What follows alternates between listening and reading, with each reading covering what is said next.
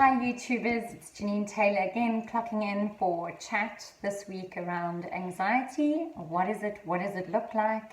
How do you identify it? How do you know about it?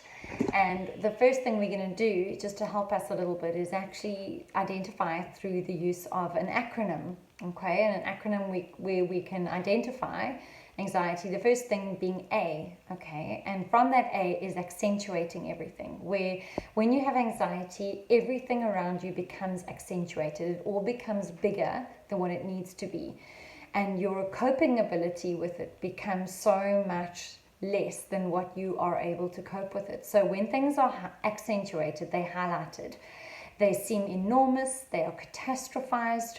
So suddenly, if you're anxious about a job interview, it doesn't just get to be a job interview. It becomes more than a job interview. Suddenly, the job interview is that thing that defines your life, or that thing that defines your worth.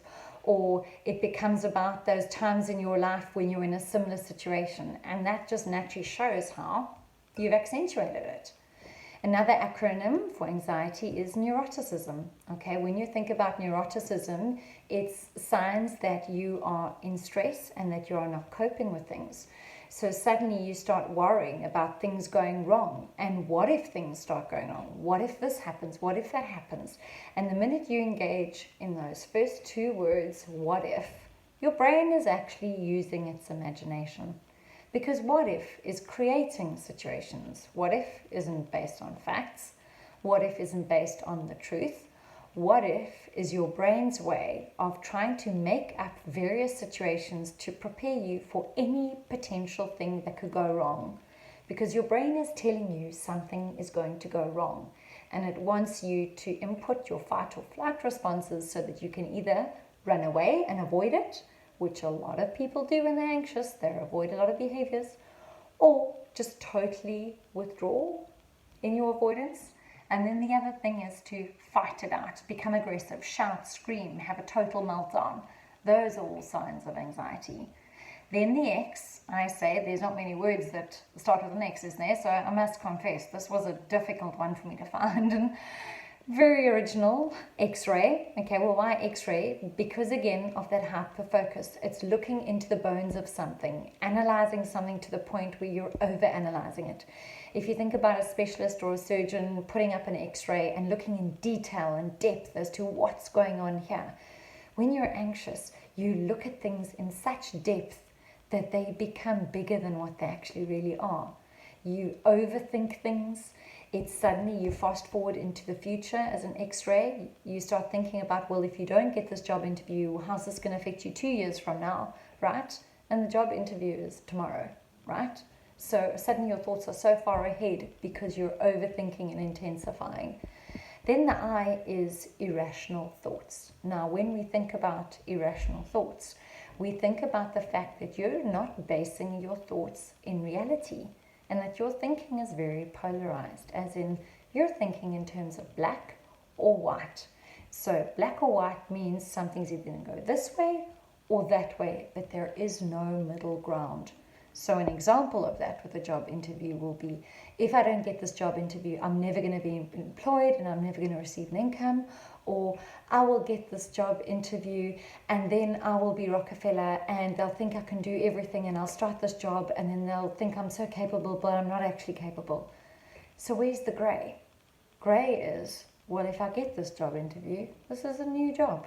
I'm not going to know anything. It's new. So I need to give myself the grace to be able to learn as I go and realize to take it one day at a time.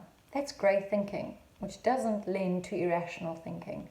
Irrational thinking lends to black and white thinking. And then there's the letter E.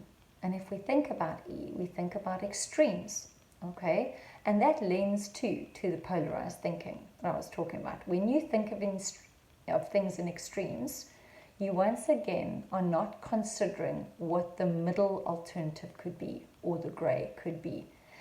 And when you have been exposed to trauma in some way, your brain only tends to work in extremes. Because whatever trauma that was from long ago, it taught your brain that it's not safe to operate in the grey because you're not prepared when you're in the grey. So you need to be in the extreme. But the problem is, Your brain sends a lot of adrenaline to your body and a lot of cortisol that puts your body on edge when it's in the extremes. And that doesn't help you because it's constantly releasing energy in these extremes. And then there is T. And if we look at T and we look at that, that brings us to trauma. Anxiety usually flares as a result of a trauma.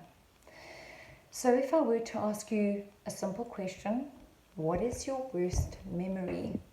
What that would do is that would bring us straight to the worst trauma that you've had in your life, okay? And that worst trauma would actually indicate that since then, your anxiety has reached levels that it never reached before. So sometimes actually going to that root by asking yourself that question helps you to identify when your anxiety actually started spiraling from a place of acceptance to a difficulty in coping with it. Okay. Then the last letter of the acronym is Y, and Y is for yelling.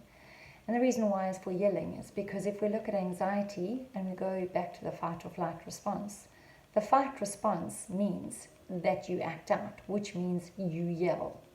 You yell either at your partner, you yell at your kids, you yell at the person on the road that cut in while you were driving before you were indicating, you yell at the person at the cashier that's serving you and is giving you news that you don't like to hear, but that person isn't responsible for the news, but you just didn't like hearing the news and you don't have the composure to be able to connect the dots and find the grey and calm yourself and say, this person is just the deliverer, this is just their job. You unleash on that person. And the yelling comes from a lack of restraint from bottling and not from expressing yourself. So if we look at all these acronyms, and there's going to be many, and I'm going to use a few more acronyms in next episodes just to keep teaching you about the picture of anxiety and what it looks like. I'm going to remind you, feel free to reach out to me, feel free to email jt.therapy@gmail.com. Feel free to make any comments about any experiences you've had, any questions you have around it, and I will definitely answer those questions in the next session where we continue the discussion about anxiety. How do we interpret it? What does it look like? And also realizing that everybody has anxiety. It's just the levels that differ between me and you. And that also depends on the situations that we all go through. Okay, take care.